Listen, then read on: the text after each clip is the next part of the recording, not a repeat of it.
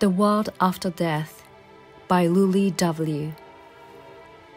In March, just before we'd be looking forward to our third year in high school, we were summoned to the Student Mobilization Workforce and sent to the Toyo Koyo in Mukainada. On my way home from work one day, after a stretch of hard work, my vision suddenly blacked out and I fainted.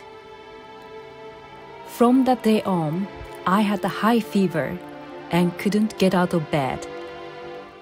The doctor who looked at my X-ray told me I couldn't work at the factory anymore and needed to come for a shot once or twice a week. On August 6th, I was going to the clinic to get my first shot. I put on my school gym shirt, which had short sleeves and a sailor's collar with a single blue stripe. I had sewn this shirt myself, and it was my favorite. The bus line was not in operation due to the gasoline shortage. I had to walk from Uchida to the Hakushima streetcar station. The air raid warning had been lifted, so with my air raid hood in the left hand and my mother's parasol in the right, I hurried my way along the river. When I came near Tokyo Bridge, I heard a faint sound of an airplane. A couple men behind me who were looking up at the sky yelled, "It's a B-29." Then I heard them say, "That's strange. Now there's 2 planes. No, 3. Suddenly, there was a loud boom and a powerful force threw my body high up in the air. As I was flying through the air, I felt sharp pains all over my body, as if hundreds of thousands of sharp knives were tearing me apart. I'm not sure how much time had passed. When I caught my breath again, a ghostly silence permeated the area. I imagined this must be what the world looked like after death. The first thing that came to my mind was that I had to go save my mother.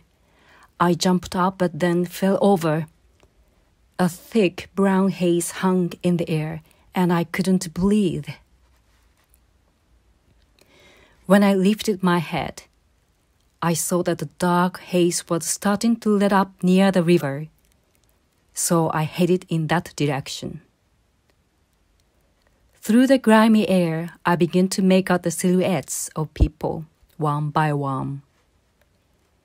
There were some whose heads were split open, their whole bodies covered in blood. Others had their clothes torn off and were seriously injured. Their appearances were so awful that I had to avert my eyes. I finally made it to the sandbank by the river. My whole body was in pain. There were particles of dust in my eyes, and I couldn't keep them open for a long time. I realized my nostrils were plugged with sand and dust, hardened with blood. When I put my hands on my head, I found that all of my hair was standing on end, as if every strand were metal wires. The skin from my arm to my hand were peeled off sideways, leaving red flesh exposed, and my fingers were burned black.